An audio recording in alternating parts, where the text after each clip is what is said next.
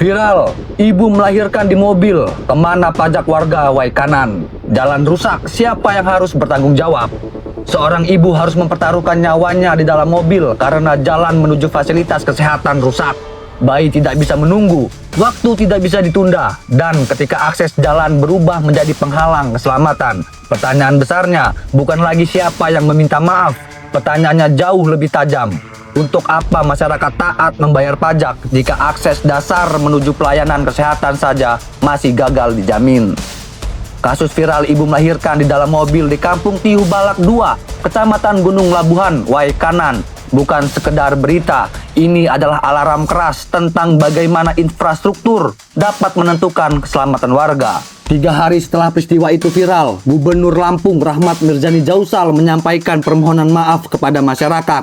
Pemerintah katanya akan bersungguh-sungguh memperbaiki seluruh akses infrastruktur, baik yang menjadi kewenangan provinsi maupun kabupaten. Pernyataan itu tentu patut diapresiasi sebagai bentuk tanggung jawab moral. Ya, saya menghubungi pemerintah, pemerintah baik provinsi maupun kabupaten. Itu saya juga belum maupun kabupaten, tapi saya maaf kepada masyarakat. Namun di sisi lain, publik juga berhak bertanya, mengapa kondisi seperti ini masih bisa terjadi hingga menimbulkan peristiwa yang begitu menyita perhatian? Lalu muncul pertanyaan yang mungkin terdengar sinis, tetapi layak dibahas secara terbuka. Apakah warga Waikanan seharusnya mendapatkan akses jalan yang mantap dan layak sebagai konsekuensi dari kewajiban mereka membayar pajak? Dalam dokumen APBD dan RPJMD Kabupaten Waikanan tahun 2026 yang telah ditandatangani Bupati Ayu Asalasiah, pemerintah daerah masih sangat bergantung pada penerimaan pajak sebagai salah satu sumber pendapatan asli daerah. Target penerimaan pajak bumi dan bangunan mencapai sekitar 9,6 miliar. Sementara dari Opsen Bea balik nama kendaraan bermotor dan pajak kendaraan bermotor, pemerintah daerah menargetkan penerimaan sekitar 19,5 miliar. Jika digabungkan, dua kelompok penerimaan tersebut mencapai lebih dari 29,1 miliar. Bahkan dalam struktur APBD 2026, total pendapatan dari sektor pajak tercatat sekitar 46,1 miliar. Artinya, sekitar 63% penerimaan pajak daerah berasal dari pajak kendaraan bermotor dan pajak bumi dan bangunan. Angka ini menunjukkan satu hal, masyarakat Waikanan ikut berkontribusi melalui pajak untuk membiayai jalannya pemerintah dan pembangunan daerah. Karena itu, muncul pertanyaan yang wajar dalam perspektif pelayanan publik.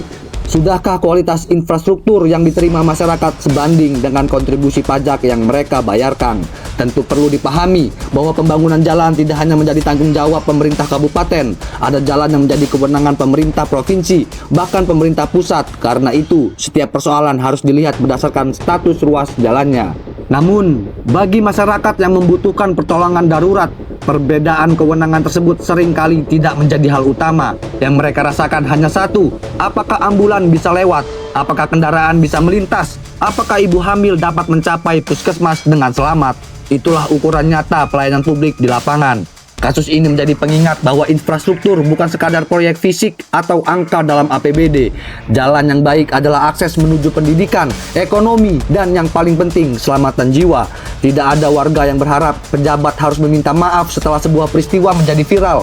Yang diharapkan masyarakat adalah persoalan seperti ini dapat dicegah sebelum menimbulkan korban atau keadaan darurat.